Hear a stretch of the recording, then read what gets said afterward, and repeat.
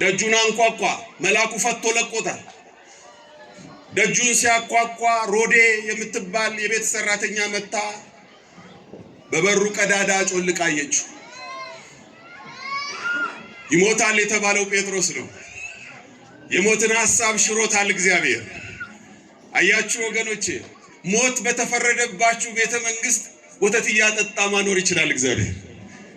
ለሙሴ ያደረገለት እንዲህ ነው በፈርዖን ቤተ መንግስት ለሙሴ ሞት ተረቆበታል ይገደል ተብሎ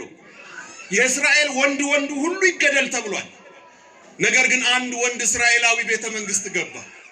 እግዚአብሔር አዟልና ሞት ይሙት ብሎ የፈረደው ንጉስ ራሱ አቅፎ አሳደገው